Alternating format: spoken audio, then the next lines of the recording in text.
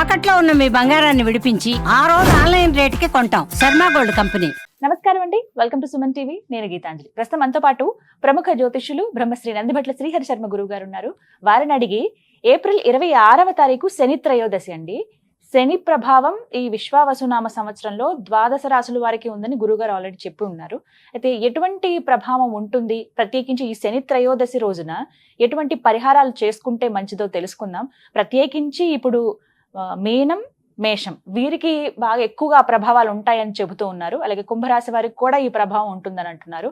ఇలా వీటి గురించి తెలుసుకుంటూ పరిహారాల గురించి కూడా మరిన్ని వివరాలు మాట్లాడదాము. గురువు గారితో మాట్లాడదాం. నమస్కారం గురుగారు. వాగర్థావివ సంపృక్తౌ వాగర్థ ప్రతిపత్తయే జగతః పితరౌ వందే పార్వతీ పరమేశ్వరౌ. ఆదిత్యాయ చ సోమాయ మంగళాయ బుధాయ చ గురు శుక్ర శనిభ్యశ్చ రాహవే కేతవే నమః. శృంగేరి జగద్గురు పీఠాధిపతులకి, కంచి పీఠాధిపతులకి నమస్కారములు తెలియజేసుకుంటూ కార్యక్రమాన్ని ప్రారంభిద్దాం. గురుగారు, శని త్రయోదశి విశ్వావసునామ సంవత్సరంలో మొదటిది కదండి. ఇంకా చైత్ర మాసంలో వచ్చినటువంటిది ఈ మొదటి శని త్రయోదశి. ప్రత్యేకించి అసలు శని త్రయోదశికి నియమాలు ఏమైనా ఉంటాయా అని మాట్లాడుకుందాం. అలాగే ఇప్పుడు ఏవైతే ద్వాదశ రాశులు ఉన్నాయో వారిపైన ఏ రాశుల వారిపైన ఎక్కువగా ఈ శని ప్రభావం ఉందండి? గమనించుకుంటేనమ్మా, శని 29వ తారీఖు రోజున మార్చి 29కి కుంభం నుంచి మీన రాశిలోకి ప్రవేశం చేశారు. అయితే వక్రీకరించి మళ్ళీ జూన్ మాసంలో అంటే కుంభరాశి ఫలితాలనే ఇస్తాడు. ప్రత్యేకించి కుంభరాశిలోకి వక్రగతిన మారణ చేత అప్పుడు అక్టోబర్ 9వ తారీఖు నుంచి జనవరి 9వ తారీఖు వరకు కూడా కుంభరాశిలోనే స్థితి పొంది ఉంటాడు. ఇప్పుడు మళ్ళీ రాబోతుంది. కాబట్టి ఈ సంవత్సరం అంతా కూడా 12 రాశుల వాళ్ళకి కూడా శని ప్రభావం ఉంటుంది.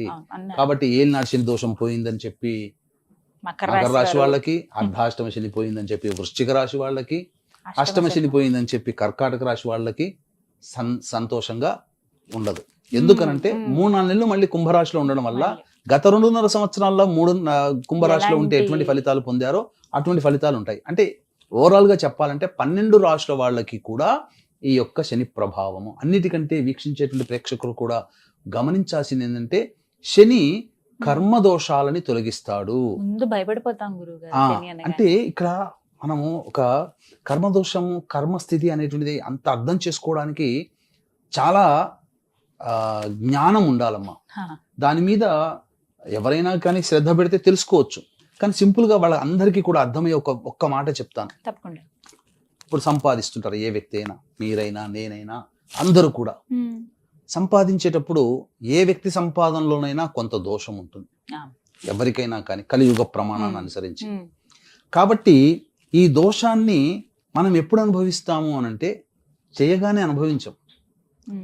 లేదా కొంతమంది పాపపు కార్యక్రమాలు చేస్తుంటారు. ఇంకా ఇంకా సంపాదన సంపాదన సంపాదన. ఈ పాప కార్యాలు చేస్తున్న సందర్భంలో చేసేవాడికి యోగం ఉంటుంది కాబట్టి ఎక్కువ పాపాలు చేసి ఎక్కువగా డబ్బు సంపాదిస్తాడు. కానీ ఖచ్చితంగా ఎక్కడో ఒక చోట ఎప్పుడో ఒకప్పుడు దాని యొక్క దోషాన్ని అనుభవించాలి. ఎప్పుడు అనుభవిస్తాడంటే మనిషి తన జీవితంలో శని గోచారంలో దుష్ట స్థానాలలోకి వచ్చినప్పుడు అప్పుడు అనుభవిస్తాడు. ఇప్పుడు 100 రూపాయలు దొంగతనం చేశాడంటే రేపు పొద్దున 10,000 అవుతాయి. అది ఎప్పుడు 10,000 నష్టపోతాడు? శని గోచారంలోకి దుష్ట స్థానంలోకి వచ్చినప్పుడు నష్టపోతాడు. కాబట్టి ఇటువంటి ప్రభావాలు ఏ వాళ్ళకి ఎక్కువగా ఉంటాయి అని అంటే మనకు ఉన్నవి 12 రాశులు లేదా 12 లగ్నాలు. వీటిని 2 గ్రూప్స్ గా డివైడ్ చేశారు. ఒకటి జూపిటర్, 2 సాటర్న్. సాటర్న్ గ్రూప్ లో ఉన్నటువంటి రాశులు ఏంటంటే వృషభము, మిథునము, కన్య, తుల, మకరము, కుంభం. పైగా ఈ లగ్నాల్లో కానీ ఈ రాశుల్లో జన్మించినటువంటి వాళ్ళకి శని చాలా యోగకారకుడు. కాబట్టి ఈ వృషభ, మిథున, కన్య, తుల, మకర, కుంభ రాశులలో జన్మించినటువంటి వారికి లేదా లగ్నాలలో జన్మించినటువంటి వారికి శని చాలా తక్కువ దోషాన్ని కలగచేస్తారు కంపారిటివ్లీ మిగతా రాశుల వాళ్ళకి. ఈ గురుపాలిత రాశులు లేదా లగ్నాలు ఏంటంటే మీనం, మేషం, కర్కాటకం, సింహం, వృశ్చికం, ధనుస్సు. ఈ 6 రాశులు లేదా లగ్నాల్లో జన్మించినటువంటి వాళ్ళకి శని దుష్ట స్థానాల్లోకి వచ్చినప్పుడు ప్రభావం చాలా విపరీతంగా ఉంటుంది. ఒక్క ఎగ్జాంపుల్ చెప్పాలంటే వీక్షించేటువంటి ప్రేక్షకుల్లో కూడా ఈ యొక్క గత 2.5 సంవత్సరాలుగా వృశ్చిక రాశిలో జన్మించిన వాళ్ళు ఉన్నారు అనుకోండి. ఎన్ని రకాలుగా కష్టాలు పడి ఉంటారు ఒక్కసారి ఇమాజిన్ చేసుకోండి. 2006 నుంచి 2009 మధ్య కాలంలో సింహరాశిలో జన్మించినటువంటి వాళ్ళు ఒక్కసారి గుర్తు తెచ్చుకోండి. ఆ సమయం 2006 నుంచి 2009 అంటే చెరుకు గడలైనా ఇంకా పిప్పి తీస్తే చుక్క వస్తుందేమో, కానీ వాళ్ళ జీవితంలో అలా స్క్వీజ్ అయిపోయారు.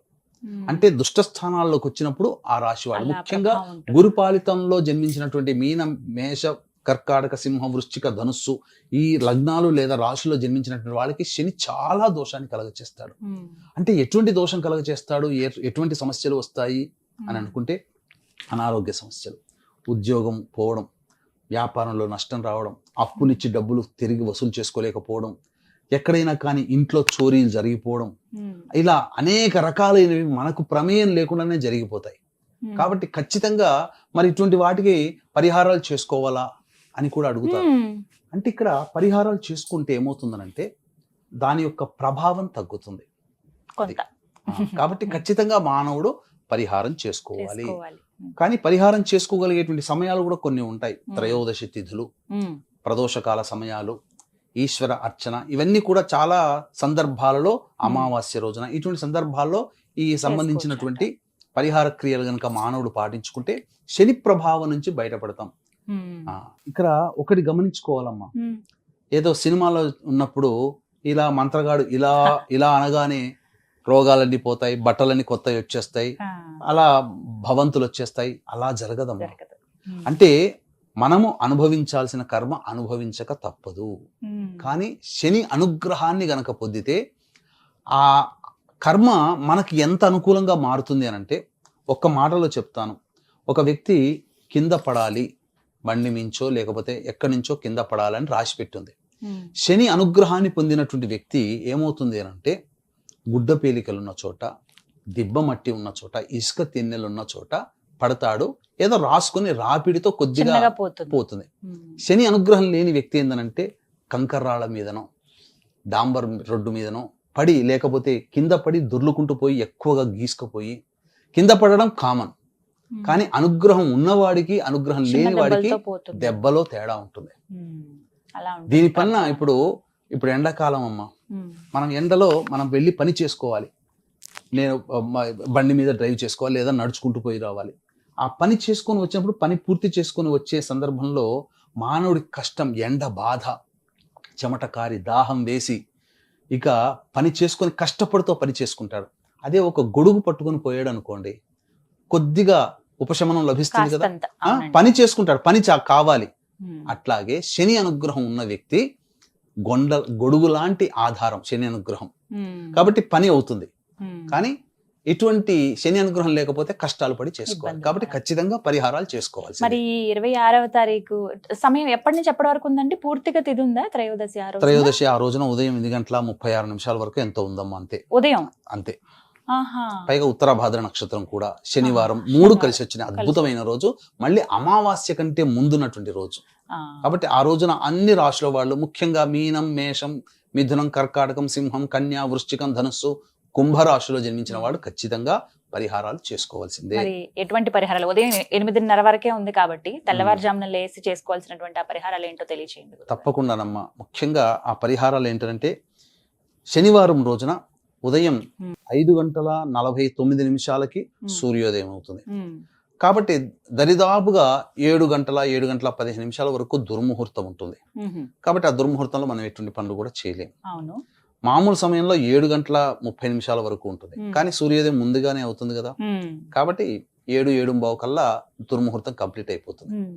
తదనంతరం అప్పుడు దేవాలయానికి చేరుకోవాలి. 7:15 అది స్నానం అవన్నీ కూడా కాలకృత్యాదులన్నీ తీర్చుకొని వీక్షించేటువంటి ప్రేక్షకులకు కూడా గమనిక, ఈ యొక్క 26వ తారీఖు రోజున శనివారము, త్రయోదశి తిథి, ఉత్తరాభాద్ర నక్షత్రము, అమావాస్య ముందున్నటువంటి మహత్తరమైనటువంటి రోజున ఈ మీన, మేష, మిథున, కర్కాటక, సింహ, కన్య, వృశ్చిక, ధనుస్సు, కుంభరాశుల్లో జన్మించినటువంటి వారికి ప్రత్యేకంగా, మిగతా రాశుల వాళ్ళు కూడా చేసుకోవచ్చు. వాళ్ళ యొక్క జాతకరీత్యా ఉన్నటువంటి కర్మదోషాల నివారణార్థమై, ముఖ్యంగా శనిదోష పరిహారార్థమై ఈ సంవత్సరంలో కేవలం 4 శని త్రయోదశులు, అందున చైత్రమాసంలో వచ్చే మొట్టమొదటి త్రయోదశి తిథి.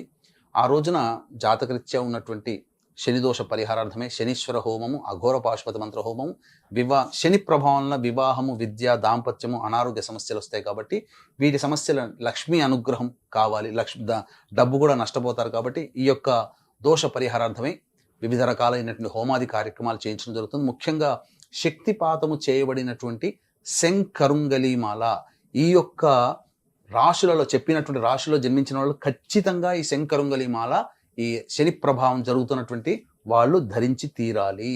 కాబట్టి కర్మదోషాలని మరియు జాతక దోషాలని తొలగించే శంకరుంగలి, కరుంగలి కాదు, శంకరుంగలి మాల అనేటువంటిది మీకు శక్తిపాతం చేసి ఇవ్వడం జరుగుతుంది. ఇక ఆ రోజున నవగ్రహాల దేవాలయానికి వెళ్ళి 26వ తారీఖు రోజున నవగ్రహాల దేవాలయానికి వెళ్ళి నవగ్రహాల చుట్టూ శివాయ నమః అంటూ 27 ప్రదక్షిణలు చేసి శనికి అభిముఖంగా కూర్చొని నిలబడి ఆ శనీశ్వరునికి నల్లటి బట్ట కట్టి నల్లటి ఒత్తితో నల్ల నువ్వుల నూనెతో దీపారాధన చేసి నల్ల నువ్వుల నూనెతో ఈశ్వరునికి శని భగవానికి అభిషేకం జరిపించి 8 నల్ల నువ్వుల లడ్డూలు స్వామికి నైవేద్యంగా పెట్టి చక్కగా వీలైతే మళ్ళీ రావి చెట్టు చుట్టూ శివాయ నమః అంటూ 27 ప్రదక్షిణలు చేసి ఆ రావి చెట్టు కింద నల్ల నువ్వులని ఒక రాశిగా పోసి దాని మీద తమలపాకులు 2 పెట్టి అక్కడ దాని మీద నల్ల నువ్వుల నూనెతో దీపారాధన చేసి వెనక్కి తిరిగి చూడకుండా ఇంటికి వచ్చేస్తే శని దోష ప్రభావాలు చాలా మటుకు తగ్గుతాయి. శని ప్రభావం వలన సమస్యలు చాలా మటుకు తగ్గుతాయి. అవకాశం ఉంటే ఈ చెప్పబడినటువంటి మీన, మేష, మిథున, కర్కాటక, సింహ, కన్య, వృశ్చిక, ధనస్సు, కుంభ రాశుల్లో జన్మించినటువంటి వారికి ఆ యొక్క 26వ తారీఖు రోజున జరిగేటువంటి కార్యక్రమంలో గోత్రనామాలు నమోదు చేసుకుని శంకరుంగలి మాలని సొంతం చేసుకోవచ్చు. 25 రాత్రి 9 లోపల ఈ కార్యక్రమంలో నమోదు చేయించుకోవచ్చు అంటారు. మొత్తంగా 26వ తారీఖు శనిగ్రహ దోషాలు ఎవరైతే ఉన్నాయో, ఆ ప్రభావాలు ఎవరైతే ఎదుర్కొంటున్నారో వాళ్ళకి ఇది ఒక పరిహారం అండి. చక్కగా వివరించారు గురుగారు, ధన్యవాదాలు. సర్వం శ్రీ ఉమామహేశ్వర పరబ్రహ్మార్పణమస్తు.